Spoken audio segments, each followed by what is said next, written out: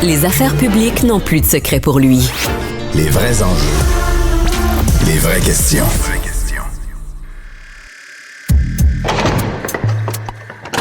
La criminalité, c'est un cycle. Et tu vois, le nouveau procès va se dérouler sans qu'aucun témoin ne se présente à la barre. L'histoire des criminels racontée par l'unique journaliste d'enquête, Félix Séguin. Bonjour Félix. Bonjour Mario. Dans la guerre pour le contrôle des stupéfiants, ça a été toute une journée de violence hier. Et les hostilités sont reparties, Mario. Ce dont on s'apprête à se parler, là, notez la date, encerclez-la au calendrier, on y reviendra probablement à plusieurs reprises au cours de l'hiver et du printemps. Alors, hier, au cours de la journée, on a vu ces images-là extrêmement surprenantes d'armes lourdes qui sont retrouvées en plein centre-ville de Sainte-Marie-de-Beauce après qu'une fusillade, ou je devrais dire une tentative d'assassinat ait eu lieu à en la plein mitraillette, secteur. là. À la mitraillette. Alors, pendant toute la journée, on a entendu nos collègues à juste titre parler au maire de l'endroit, parler aux témoins de la scène, il y en avait peu, puis aux citoyens dont le sentiment de sécurité est affecté.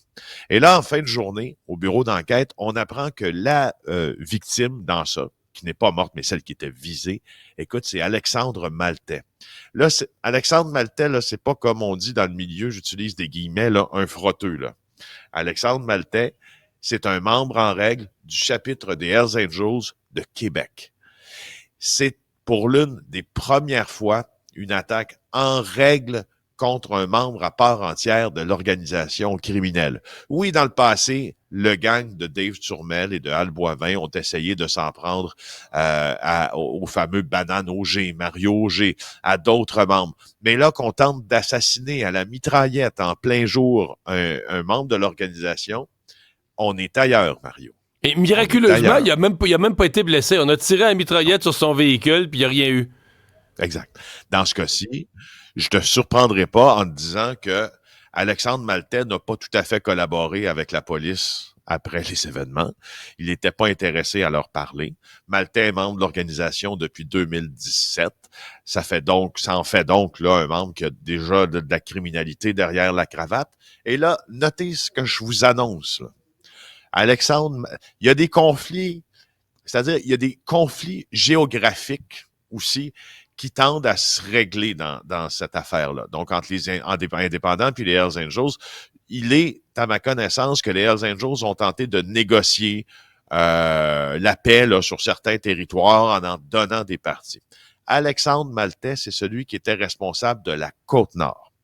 Pendant les fêtes, et en Côte-Nord, et au Saguenay-Lac-Saint-Jean, c'est là que les principales violences ont eu lieu liées à la guerre des stupéfiants. Alors, ce que ça nous dit, on entre dans les supputations, par exemple, mais ce que ça indique aux policiers, c'est pas juste nous qui l'affirmons, les policiers le pensent aussi, c'est que, Mario, sur la Côte-Nord, c'est pas réglé, là. Alexandre Maltais, c'est lui, là, qui roule ça, ce secteur-là, là. La Côte-Nord, les drogues, etc. Alors ça nous dit que c'est pas réglé. Sauf que là, écoute, c'est plus une petite guerre, là. C'est plus une petite guerre. Il y a la violence de la guerre, puis c'est un sujet dont on se parle régulièrement, mais toujours, moi, j'évalue une situation comme celle-là en fonction du risque pour des victimes innocentes. Donc, des gens qui sont aucunement concernés par toute cette patente-là. Là, t'es devant le McDo, on voit les images, t'es en pleine ville, dessus le boulevard Vachon, le boulevard Central à Sainte-Marie-de-Beauce, devant le McDo, tu te tires de la mitraillette. Je veux dire, excuse-moi, mais les risques de victimes collatérales, les risques de faire des victimes innocentes, mais sont au plafond, là. Ben, moi, là, je suis content que tu me parles de ça, puis je vais te relancer là-dessus, puis je vais te demander de trancher. Moi, ça fera 1 an, là, dans 2 mois, qu'on a commencé à parler du conflit entre le Blood Family Mafia et le gang de Al Boivin puis les Hells Angels. Nous, à l'émission JE, là, en mars dernier, si ma mémoire est fidèle, là, on avait établi que c'était une crise de sécurité publique, ça. Je te laisse. D'accord. Oui, c'est une crise de sécurité publique, c'est sûr. Mais là, parce que quand ça tire de la mitraillette en pleine rue à Sainte-Marie-de-Beauce, entre toi et moi...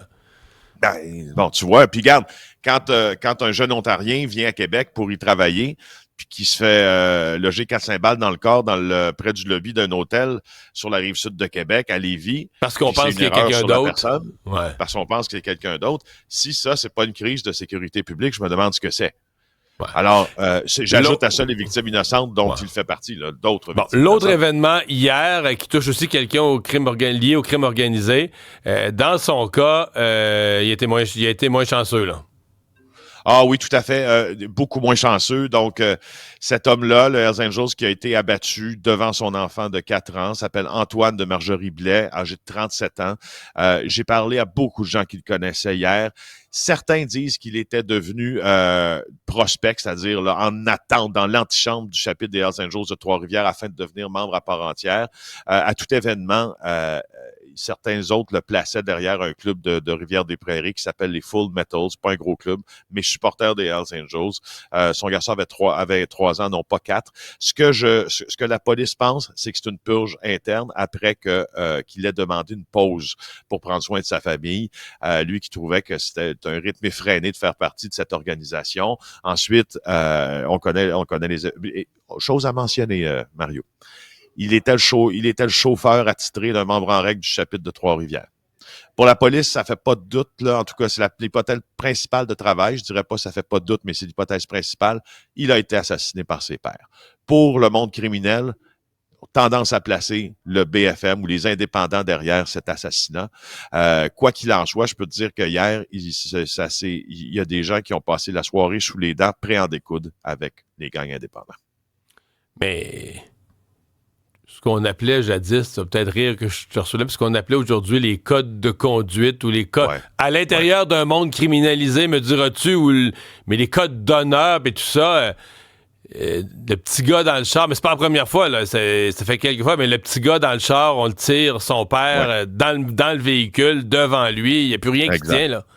Mais tu sais, d'abord, mettons une chose au clair, Mario, là, moi là-dessus, c'est tranché, puis c'est au couteau de l'honneur, ça n'existe pas dans ce milieu-là, puis ça n'existait pas plus il y a 30 ans, puis il n'y a pas plus il y a 40 ans. Quand tu t'écartes à ce point du système de valeurs, maintenant, dans le manque d'honneur, il y a une gradation. Puis là, on l'a vu depuis déjà quelques années. On commence avec Salvatore Scopa tué devant son fils. Poursuit avec Claudia Iacono, femme du fils d'un mafieux tué à son salon de beauté. Ensuite, continue avec Grégory Woolley, abattu devant son enfant de quelques jours. Ah, parle-moi pas dans le cours du CLSC, il était allé à un rendez-vous de suivi de bébé, là. Exact. Alors, tu vois, l'honneur, très peu pour moi. Merci, Félix. Plaisir. À demain.